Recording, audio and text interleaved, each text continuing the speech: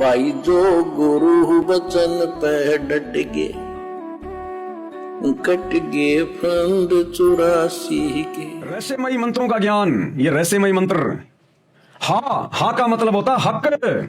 जो हा और मीम है ना, हा और मीम, ये हा और मीम। हा का मतलब होता है हक। हक माने सत्य, सच्चा, अविनाशी। जैसे हक्का कबीर, सत्य कबीर। तो हा का मतलब होता है हक, यानी सत्य, सच्चा, अविनाशी।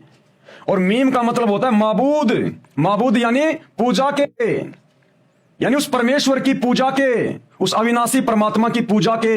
हा और मीम का मतलब है उस परमेश्वर की पूजा के, उस सत्य परमात्मा, अविनाशी परमात्मा की पूजा के यथार्थ मंत्र। ये होता है हा और मीम का अर्थ। हा मीम यानी उस यथार्थ परमेश्वर की पूजा के मंत्र। कौन से हैं? ऐन सीन काफ। हा यानी हक, यानी सत्य, अविनाशी परमात्मा, और मीम यानी माबूद, यानी यथार्थ पूजा के ऐन सीन काफ मंत्र हैं। जो साधना मुसलमान करते हैं, 5 समय नमाज, जकात यानी दान, रोजे यानी व्रत रखना, कुरान मजीद का तिलावत यानी पाठ करना, आदि आदि, ये तो ऐसा जानो जैसे रोगी को ग्लूकोज लगा दी, परंतु रोग नाश करने की गोली व इंजेक्शन लगाए बिना रोगी स्वस्थ नहीं होगा। ये जो पूजा के यथार्थ मंत्र है ना, हा मीम का मतलब पूजा के यथार्थ मंत्र, ये ऐन सीन काफ, जब तक ये नहीं मिलेंगे उस बाखबर की शरण में आने के बाद, उस अल्लाह कबीर, उस मुर्शिद की शरण में आने के बाद, तब तक मोक्ष नहीं हो सकता किसी भी मुसलमान का, किसी भी मानव शरीरधारी स्त्री पुरुष का, चाहे किसी भी धर्म में क्यों ना हो। ऐन सीन काफ, जिन 3 मंत्रों यानी नामों के सांकेतिक शब्द हैं, उन नामों को रोगनाशक गोली यानी टेबलेट तथा इंजेक्शन जानो। इन नामों का जाप करने से जन्म मरण का चक्र सदा के लिए समाप्त हो जाएगा।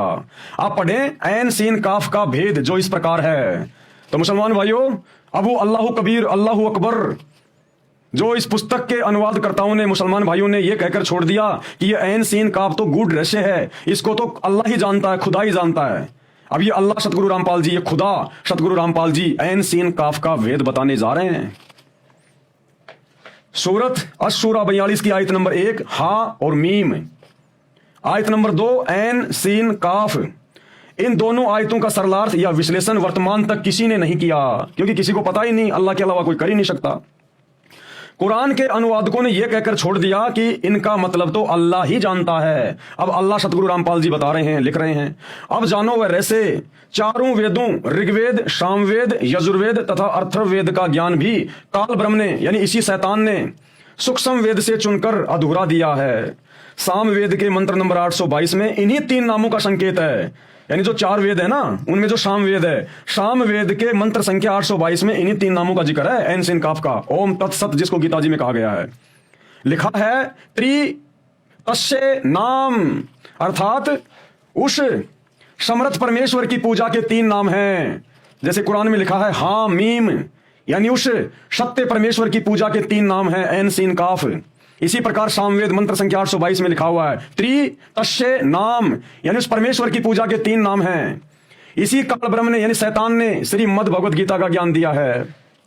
श्रीमद् भगवत गीता का ज्ञान भी इसी कुरान का ज्ञानदाता ने अर्जुन को, जो 5 पांडवों में से एक था, उसको बताया था। उसमें भी अध्याय 17 श्लोक 23 में 3 मंत्र कहे हैं। उसमें लिखा है कि गीता अध्याय 17 श्लोक 23 मूल पाठ संस्कृत भाषा में लिपि नागरी ही है। ओम तत् सत, ये है वो 3 नाम, ऐन सीन काफ, ओम तत् सत। लेकिन ना ही तो ये ओम तत् सत जाप करने हैं और ना ऐन सीन काफ जाप करना है। ऐन सीन काफ के पीछे वो वास्तविक मंत्र क्या हैं, ओम तत् सत के पीछे वास्तविक मंत्र क्या हैं, वो तो उसी समय पता चलेगा जब सतगुरु रामपाल जी से उपदेश लोगे। यहां केवल आपको संकेत कर रहे हैं गुरुदेव कि वो ऐन सीन काफ गीता जी में भी इसी शैतान ने अर्जुन को बताया। ओम तत् सत इति निर्देशे ब्रह्मणे त्रिविध समर्थें ब्राह्मणा तेन वेदा च यज्ञा च विहिता पुरा। इसका सरलार्थ गीता में कहा है कि ओम तत् सत, यह ब्रह्मणे यानी समर्थ परमेश्वर, सृष्टिकर्ता अल्लाह अकबर की साधना करने का 3 नाम का मंत्र है। इसकी सुमरण की विधि 3 प्रकार से बताई है। सृष्टि के प्रारंभ में यानी शुरुआत में आदि सनातन पंथ के ब्राह्मणा यानी विद्वान भगत इसी आधार से साधना करते थे। सूक्ष्म वेद का ज्ञान स्वयं परमेश्वर जी ने बताया था, उसी आधार से ब्राह्मण यानी साधक बने। उसी सूक्ष्म वेद के आधार से यज्ञ यानी धार्मिक अनुष्ठानों का विधान बना, तथा चारों वेद उसी सूक्ष्म वेद का अंश है जो काल ब्रह्म ने जानबूझकर अधूरा ज्ञान ऋषियों को देकर भ्रमित किया, जो बाद में सनातन पंथ यानी धर्म के साधकों ने अपनाया। वह भी समय के अनुसार लुप्त हो गया था। फिर गीता के माध्यम से कुछ स्पष्ट कुछ अस्पष्ट सांकेतिक ज्ञान ज्योति निरंजन यानी शैतान काल ब्रह्म ने दिया। इसको भी इन कोड वर्ड यानी सांकेतिक मंत्रों का ज्ञान नहीं है, अर्थात इस काल ब्रह्म को, इस शैतान को भी इन मंत्रों का ज्ञान नहीं है, ये कोड वर्ड में है। इसीलिए तो कह दिया कि उस बाखबर से जा पूछो, उस तत्वदर्शी संत से पूछो कि पूरे मंत्र क्या हैं। साम वेद के मंत्र संख्या 822 में इन्हीं तीनों नामों का संकेत है। वेदों में बताया है कि परम अक्षर ब्रह्म यानी अल्लाह कबीर ही इन सांकेतिक मंत्रों का यथार्थ ज्ञान करवाता है। अब ये अल्लाह कबीर सतगुरु रामपाल जी धरती पे प्रकट हैं, अब ये ज्ञान करवाएंगे आगे। मुझ दास यानी रामपाल दास को इन तीन मंत्रों का ज्ञान करवाया है। स्वयं ही अल्लाह है, स्वयं ही परमेश्वर हैं, लेकिन अपने आप को छुपाते हैं, जैसा कि इनके इतिहास में है। सतयुग में परमात्मा आया, यही अल्लाह कबीर अपने आप को छुपाया, सत सुकृत ऋषि के नाम से आया और जिसको भी ज्ञान दिया ये कहा कि मेरे को तो अल्लाह ने भेजा है, मेरे को तो परमेश्वर कबीर जी ने भेजा है। थे खुद कबीर जी ही। त्रेता युग में यही कबीर अल्लाह, यही परमेश्वर मुनिंद्र ऋषि के नाम से आया, लेकिन अपने आप को छुपाया। अगर डायरेक्ट कह दे मैं अल्लाह हूं, मैं परमात्मा हूं, कोई उनकी बातों पे यकीन ना करे, इसलिए अपने आप को छुपाते हैं। द्वापर युग में वही कबीर अल्लाह करुणामय ऋषि के नाम से आया, लेकिन अपने आप को छुपाया, एक संत बताकर ज्ञान दिया। और कलयुग में यही कबीर अल्लाह अपने वास्तविक वैदिक नाम कबीर दास के नाम से आए और अपने आप को दास बताया, मैं तो दास हूं उस भगवान का, उस परमात्मा का। तब कहीं जाकर लोगों ने उनका ज्ञान सुना। अगर वो कह देते मैं कबीर ही अल्लाह हूं, भगवान हूं, कोई उनकी बात को नहीं मानता। कितना विरोध हुआ था उनका 650 साल पहले। राजा सिकंदर लोदी के धार्मिक पीर शेख तकी ने 52 बार उनके साथ में भयंकर भयंकर बदमाशियां की, लेकिन ये तो समर्थ अल्लाह है, किसी के काबू में नहीं आए। और वर्तमान में धरती पर सतगुरु रामपाल जी के रूप में यही कबीर अल्लाह प्रकट है, इसलिए अपने आप को छुपा रहे हैं। यहां पर डायरेक्ट नहीं कहेंगे मैं अल्लाह हूं। अब इतना ज्ञान सुनने के बाद जब आप कुरान शरीफ के अनुवाद करता साफ साफ लिख रहे हैं कि ये ऐन सीन काफ, ये बेहद गूढ़ ज्ञान है और इसको तो अल्लाह ही जानता है, और अब सतगुरु रामपाल जी बता रहे हैं, तो समझ जाना चाहिए कि ये कौन है, ये स्वयं अल्लाह है। मुझदास रामपाल दास को इन मंत्रों का ज्ञान करवाया है, जो इस प्रकार है। ऐन का मतलब क्या है सुन लो भाई। अब केवल हल्का हल्का बता रहे हैं, वो वास्तविक मंत्र तो उनसे उपदेश लेने के बाद ही मिलेंगे, यहां नहीं बताएंगे खुल के। ऐन यह है अरबी भाषा का अक्षर है। सुन लो भाई, मुसलमान धर्म के स्कॉलरों, विद्वानों, मुसलमान धर्म के किताबी कीड़ों, सुन लो कि सतगुरु रामपाल जी को अरबी नहीं आती, फारसी नहीं आती, उर्दू नहीं आती, इनको तो कुछ नहीं आता, लेकिन ये वो बात बता रहे हैं जो बात तुम्हारे दुनिया भर की भाषा जानने वाले भी नहीं बता पाए। तो समझ जाना फिर ये कौन है। ऐन ये अरबी भाषा का अक्षर है, देवनागरी में हिंदी भाषा का ए है, तथा सीन यह अरबी भाषा की वर्णमाला का अक्षर है जो देवनागरी में हिंदी भाषा का स है, तथा काफ यह अरबी वर्णमाला का अक्षर है, देवनागरी में हिंदी भाषा का क है। जैसे ओम, ओम मंत्र का पहला अक्षर वर्णमाला का ए है, इसलिए ऐन अक्षर ओम का सांकेतिक है। तत् ये सांकेतिक मंत्र है, इसका जो यथार्थ मंत्र है उसका पहला अक्षर स है। यानी हम सभी भाई बहनों को गुरुदेव ने जो दूसरा मंत्र दिया ना सतनाम, तो ये जो ऐन है ना, ऐन, तो हम सबको पता है कि गुरुदेव ने हमें जो सतनाम दिया उसमें सबसे पहला मंत्र है ओम। इस काल का मंत्र है ये, क्योंकि काल का ऋण हमारे ऊपर चढ़ा हुआ है, हमने इसके मंत्र का जाप करके इसका कर्जा उतारना है, तब ये हमें यहां से जाने का सर्टिफिकेट देगा। तो ऐन सीन काफ का क्या मतलब है? गुरुदेव कह रहे हैं कि जो मैं वास्तविक मंत्र अपने भक्तों को दे रहा हूं ना, शार नाम, ये ऐन सीन काफ उस शार नाम के पहले पहले मंत्रों के पहले पहले शब्द हैं। तो ऐन का पहला अक्षर है ए। तो सबसे पहले हमें गुरुदेव क्या देते हैं सतनाम में, या जिनको सार नाम मिल गया उनको पता होगा, और हमें ओम देते हैं ओम। तो ओम का पहला अक्षर क्या है? ए। और यहां पर ऐन का पहला अक्षर क्या है? ए। दूसरा ऐन सीन, सीन, तो सीन का पहला अक्षर क्या है? से। तो सार नाम में जो मंत्र दिया जाता है गुरुदेव के द्वारा, उसमें जो दूसरा मंत्र दिया जाता है अक्षर पुरुष का, उसका पहला अक्षर क्या है? से। हम सबको पता है, यहां खुल के नहीं बताए जाएंगे। और तीसरा जो अक्षर है शार शब्द का, शार शब्द का तीसरा जो अक्षर है वो है काफ। ऐन सीन काफ, काफ उसका पहला अक्षर है कै, यानी काफ में पहला अक्षर क्या है? कै। और शार शब्द में जो मंत्र गुरुजी देते हैं उसका पहला अक्षर क्या है? कै। और आप सबको पता है उस कबीर परमेश्वर का मुक्ति का नाम है, वो उनका खुद का नाम है कबीर। तो कबीर का पहला अक्षर क्या है? कै। ऐन सीन काफ, ऐन का पहला अक्षर हो गया ए, यानी ओम। सीन का पहला अक्षर है से। तो सतनाम हमें जो दिया जाता है गुरुदेव के द्वारा, उसका पहला अक्षर से। और तीसरा काफ, ऐन सीन काफ। अब काफ का पहला अक्षर क्या है? कै। तो सार नाम में, सार शब्द में इस परमेश्वर की मुक्ति का यही नाम है, कबीर। तो पहला अक्षर हो गया कै। अब थोड़ी सी बातें हम कर लेते हैं अपने पंथ से संबंधित। मुसलमान भाइयों थोड़ा सा रुक जाओ आप। अब गुरुदेव ने जिन जिन भाई बहनों को यह सार नाम दे दिया, या वर्तमान में सतलोक आश्रमों से जिन जिन को सार नाम, सार शब्द मिल रहा है, भैया ये परमात्मा धरती पे है, ये बच्चा नहीं है कोई। हम भक्तों की वर्तमान में परीक्षा चल रही है। तुम इन आश्रमों से, गुरुदेव के परिवार से जो ये सार नाम ले लेके फूले नहीं समा रहे ना, ये डुप्लीकेट सार नाम है, डुप्लीकेट। ओरिजिनल सार नाम सतगुरु रामपाल जी देंगे। और क्लियर कर दिया कि ऐन सीन काफ के पहले पहले अक्षर हैं जो मैं सार नाम में देता हूं। तो तुम लोगों को तो जो तीसरा मंत्र मिलता है ना सार नाम में, वो सत कबीर मिलता है, सत कबीर। तो ये सत कहां से आ गया? यहां तो साफ साफ गुरुदेव कह रहे हैं काफ, काफ का पहला अक्षर है कै, और उधर सार शब्द का पहला अक्षर है कै, केवल कबीर। ये सत कहां से जोड़ लिया तुमने? बहुत बड़े धोखे में हो। अगर गुरुदेव के परिवार से इन आश्रमों में डीवीडी से भले तुमने गुरुजी की आवाज में लिया होगा, लेकिन ये परीक्षा चल रही है। परमात्मा चोट मार मार के देखेगा। परीक्षा के समय में टीचर उल्टा सवाल भी पूछ लेता है। नहीं पूछता क्या? साल भर तक टीचर अपने बच्चे को क्या पढ़ाता है? भारत की राजधानी नई दिल्ली, भारत की राजधानी नई दिल्ली। और परीक्षा में वही टीचर क्या कहता है? भारत की राजधानी क्या है? क्या टीचर को नहीं पता? लेकिन वो बच्चे का दिमाग चेक कर रहा है और नीचे लिख देगा दिल्ली, बंबई, कलकत्ता, बंबई। अब तुम क्या करोगे? तो परीक्षा में भैया उल्टा भी सवाल पूछा जाता है। तो वर्तमान में हमारी परीक्षा चल रही है, जो सतगुरु रामपाल जी के पंथ से जुड़े हुए, जो उनके फॉलोवर हैं, और जिन लोगों ने गुरुदेव के जेल जाने के बाद, यानी इस परीक्षा के समय में अगर ये सार नाम या सार शब्द उनके परिवार से, इन आश्रमों से प्राप्त किया है, वो बहुत बड़े धोखे में है। तुम्हें ओरिजिनल सार नाम प्राप्त नहीं है। क्योंकि यहां गुरुदेव मुसलमान धर्म की इस पुस्तक के 3 शब्द ऐन सीन काफ, और क्या कह रहे हैं? ऐन सीन काफ के जो पहले पहले अक्षर हैं वो सार शब्द के मंत्रों के पहले पहले अक्षर हैं।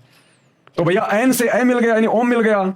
सै से जो दूसरा मंत्र है अक्षर पुरुष का, वो मिल गया, सै से सै हो गया। तीसरा काफ से कबीर, और तुम्हें मिला शत कबीर। ओरिजिनल नहीं है ये दास, इसलिए नहीं चिल्लाता। परमात्मा ने बहुत सोच समझ के खड़ा किया है। माफी मांग लो अभी भी अपने गुरुदेव भगवान से घर पे नाक रगड़ के, और इन आश्रमों की शक्ल मत देखना, और ना उस फर्जी सार नाम का जाप करना जब तक गुरुदेव जेल से बाहर आकर तुम्हें अपने मुख से ना दें। तो मुसलमान भाइयों, अब हम आगे बढ़ते हैं। अब ये भेद बता दिया है पूरा का पूरा, और ये ऐन सीन काफ, ये जो वास्तविक मंत्र हैं, ये केवल सतगुरु रामपाल जी के पास हैं। पूरे विश्व में, पूरे ब्रह्मांड में किसी के पास नहीं है। और अगर किसी को कहीं से अगर ये पता भी चल जाए, तो जब तक आप अधिकारी से लेकर और इन मंत्रों का देने का अधिकारी आज पूरे विश्व में केवल वही बाखबर, वही तत्वदर्शी संत, वही अल्लाह कबीर सतगुरु रामपाल जी हैं। जब तक उनसे उपदेश लेकर ना लिए जाएंगे, ये मंत्र काम नहीं करेंगे। अरे आप बहुत बड़े टीचर हैं, आप अपने बच्चे को घर पर कितनी भी अच्छी पुस्तकें लाकर पढ़ाइए, जब तक आप बच्चे को विधिवत स्कूल में नहीं भेजेंगे टीचर के पास, वो बच्चा कभी सरकारी नौकरी नहीं लग सकता। आप घर पर उसको पढ़ा देंगे, लेकिन आप उसको सर्टिफिकेट नहीं दे सकते। तो इसी प्रकार सच्चे मुर्शिद, उस बाखबर तत्वदर्शी संत अल्लाह कबीर सतगुरु रामपाल जी से विधिवत उनके शरण में आकर इन मंत्रों को लिए बिना ये मंत्र काम नहीं करेंगे। तो ये भेद जिसके विषय में बिल्कुल क्लियर लिख दिया कुरान शरीफ के अनुवादकर्ताओं ने कि भैया ये गूढ़ रहस्य है और इसका भेद तो अल्लाह ही जानता है, तो भाई अल्लाह सतगुरु रामपाल जी ने इसका भेद बिल्कुल क्लियर कर दिया। और एक छोटा सा वर्तमान में हिसार जेल से आया हुआ उसी अल्लाह कबीर सतगुरु रामपाल जी का सत्संग महज 4 मिनट का इन्हीं 3 मंत्रों के विषय में बिल्कुल क्लियर कर रहे हैं, सुन लीजिएगा। अब आपको बताता हूँ थोड़ा सा पाक कुरान मजीद। देखो इसमें क्या बताया है। एक चैप्टर है, उसका नाम है अस सूरा, और संख्या नंबर है 42, यानी सूरत अस सूरा 42 आयत नंबर, श्लोक नंबर 1-2। आयत नंबर 1 पर प्रथम में लिखा है आ मीम। आ माने है, मीम माने में, है और मैं, ये 2 अक्षर अलग अलग, जैसे क, ख, ए, ऐसे है और मैं। फिर दूसरी आयत में लिखा है ऐन सीन काफ। जैसे हम पंजाबी सीखा करते थे, 4थी कक्षा शुरू हो जाती थी पहले पंजाबी, पंजाब ज्वाइंट था, हरियाणा और पंजाब एक थे। तो पंजाबी की हम जब वर्णमाला सीखा करते थे तो कहते थे कक्खा गग्गा दद्दा गग्गा, ईड़ा ऊड़ा सस्सा मम्मा, यानी कक्खा क, गग्गा ग, तथा तय, गद्दा द। तो कक्खा गग्गा, क ख ग, ऐसे सीखना पड़ता था। तो एन का अर्थ है ए, सीन का अर्थ है से, काफ का अर्थ है क। ये वर्णमाला है अरबी की, एन ए, सीन से, काफ क, ए से क। इसके अनुवादकर्ता ने, पाक कुरान के अनुवादकर्ताओं ने ये लिखकर छोड़ दिया है कि इन 2 आयतों का अर्थ तो अल्लाह ही जान सकता है। पाक कुरान के अनुवादकर्ताओं ने ये लिखकर छोड़ दिया है कि इन दो आयतों का अर्थ तो अल्लाह ही जान सकता है। पाक कुरान के अनुवादकर्ताओं ने ये लिखकर छोड़ दिया है कि इन दो आयतों का अर्थ तो अल्लाह ही जान सकता है और कोई नहीं। ये क्या है? गीता अध्याय 17 श्लोक 23 में ओम तत्सत, ये 3 मंत्र। इनमें तीनों मंत्रा का पहला अक्षर है ए स क। जिनको तीनों मंत्र प्राप्त होते आसानी से समझ देंगे। ये वो मंत्रों का केवल पहला अक्षर लिख रखा है, बहुत कठिन। तो ए स क तो के हासिल होना था, ओम तत्सत से क्या हासिल होना था, इसकी एब्रीविएशन निकली सारी। अब इसको सारे से विस्तार से करा, अब पता चला ये सूक्ष्म वेद में पहले ही था। बच्चों आँख खोलो, दास कौन है? आँख खोलो, दास कौन है? आँख खोलो, दास कौन है? जैसे ओम मंत्र का पहला अक्षर वर्णमाला का ए है, इसलिए एन अक्षर ओम का सांकेतिक है। तत् ये सांकेतिक मंत्र है, यानी अक्षर पुरुष का मंत्र है। इसका जो यथार्थ मंत्र है उसका पहला अक्षर स है, तथा तीसरा जो सत यानी सांकेतिक मंत्र है, इसका जो यथार्थ मंत्र है उसका पहला अक्षर है कै, कबीर, ना कि सत कबीर। इसलिए गुप्त यानी सांकेतिक ऐन सीन काफ कुरान में बताए और यही गीता में बताए हैं ओम तत् सत। लेकिन ओम तत् सत की रट लगाने से कुछ नहीं होगा। ये ओम तत् सत वही सार शब्द है जो सतगुरु रामपाल जी के पास है, यानी गीता जी में बताए ओम तत् सत की तरह हैं। ये इन्हीं का संकेत है। इन मंत्रों के जाप से मानव को सांसारिक सुख मिलेगा तथा पाप कर्मों के कारण होने वाले कष्ट यानी संकट समाप्त होंगे तथा अकाल मृत्यु से बचाव होगा। काल ब्रह्म यानी ज्योति निरंजन की जन्नत से असंख्य गुना अधिक सुख वाली जन्नत शतलोक सुख सागर में स्थायी निवास मिलेगा। यानी इस अल्लाह कबीर के द्वारा जब ये ऐन सीन काफ ओम तत्सत, जब इनके वास्तविक वो 3 मंत्र जिनको सार नाम कहा जाता है, जब आप सतगुरु रामपाल जी को गुरु धारण करके और विधिवत प्राप्त करोगे और मर्यादा में रहकर जाप करोगे, फिर मुसलमान भाइयों को जिस जन्नत में जाने के लिए आप लोग इतने पापड़ बेल रहे हो, वो जन्नत से लाखों अरबों खरबों गुना ज्यादा सुखदायक शतलोक में जगह मिलेगी, जहां पर अल्लाह कबीर, ये कबीर परमेश्वर सतगुरु रामपाल जी विराजमान है अपने एक रूप में। तथा दोजख यानी नरक में नहीं जाएंगे, शतलोक वाली जन्नत स्वर्ग में सदा सुखी रहेंगे। फिर पृथ्वी के ऊपर कभी जन्म उस 3 नाम का जाप करने वाले का नहीं होगा। ये तीनों नाम दास रामपाल दास यानी परमेश्वर कबीर जी की साधना करने वाले यथार्थ कबीर पंथ यानी आदि सनातन पंथ के 13वें अंतिम पंथ के साधकों को साधना के लिए दीक्षा में देता है। यानी जो सतगुरु रामपाल जी से जुड़ जाता है उनको ये मंत्र प्राप्त होंगे। यथार्थ कबीर पंथ में किसी भी धर्म पंथ तथा जाति के स्त्री पुरुष दीक्षा लेकर जुड़ सकते हैं। यानी सतगुरु रामपाल जी से कोई भी जुड़ सकता है, चाहे कोई किसी जाति का है, किसी धर्म का है, किसी भी देश के किसी भी कोने का स्त्री पुरुष है। ये मनुष्य शरीर केवल परमात्मा प्राप्ति के लिए मिलता है, चाहे अफ्रीका के मनुष्य हों, चाहे अमेरिका के, चाहे हिंदुस्तान के, केवल परमात्मा प्राप्ति के लिए। और आने वाले समय में 2028 के बाद ये दुनिया की सीमाएं समाप्त हो जाएंगी। आपको बॉर्डर पे कोई सिक्योरिटी नहीं मिलेगी, कोई सैनिक नहीं मिलेगा आपको। चंद आत्माएं रहेंगी जो भक्ति योग्य होंगी, बाकी युग परिवर्तन के महाविनाश में नष्ट हो जाएंगी। और जो बचेंगे वो धार्मिक बचेंगे, वो किसी को दुखी नहीं करेंगे, परेशान नहीं करेंगे, कोई आतंकवादी नहीं होगा, कोई उग्रवादी नहीं होगा, सब भक्ति करने वाले होंगे। देश अलग अलग रहेंगे टुकड़ों में, लेकिन ये सीमाएं समाप्त हो जाएंगी। जिस प्रकार एक देश के अंदर जितने भी स्टेट हैं वहां पर कोई बॉर्डर सिक्योरिटी फोर्स नहीं होती है, वो अलग अलग वो डिस्ट्रिक्ट होते हैं, अलग अलग स्टेट होते हैं, लेकिन कोई सीमा नहीं होती है, कोई फोर्स नहीं होती है। इसी प्रकार पूरा विश्व एक हो जाएगा, पूरे विश्व में सतगुरु रामपाल जी का झंडा फहराएगा। एकमात्र इन्हीं का ये तत्व ज्ञान पूरे विश्व में चलेगा, एकमात्र इन्हीं की भक्ति होगी। और उस समय सभी देशों की सीमाएं समाप्त हो जाएंगी, पूरा विश्व 1000 साल के लिए एक हो जाएगा। यहां पर उन 2 अन्य मंत्रों के यथार्थ मंत्रों को नहीं बताऊंगा। मेरे से दीक्षा प्राप्त भगत इस प्रकरण को पढ़ते ही समझ जाएंगे। विश्व के मानव स्त्री पुरुष को अल्लाह अकबर यानी परमेश्वर कबीर जी की भक्ति करनी पड़ेगी, तभी उनका मानव जीवन सफल होगा, सदा रहने वाली शांति व सुख मिलेगा। उसे ये तीनों मंत्र दीक्षा में दिए जाएंगे। तीनों की सुमरण विधि 3 प्रकार से है। हा मीम भी इसी प्रकार सांकेतिक है। इनके विषय में पृष्ठ 28 पर पढ़े। उस कादिर अल्लाह कबीर ने कलाम कबीर में कहा है कि 12वें पंथ हम ही चलावें, सब पंथ मिटाकर एक पंथ चलावें। कलयुग बीते 5505, तब ये वचन होगा साचा। धर्मदास तो 1,00,000 दुहाई, सार शब्द कहीं बाहर न जाई। 33 अरब ज्ञान हम भाग्या, मूल ज्ञान हम गुप्त ही राख्या। मूल ज्ञान तब लग छुपाई, जब तक 12 पंथ ना मिट जाई।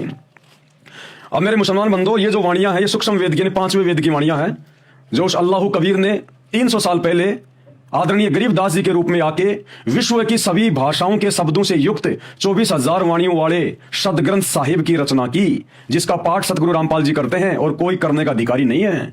तुम कहते हो ना सतगुरु रामपाल जी को भाषा नहीं आती, उर्दू नहीं आती, अरबी नहीं आती।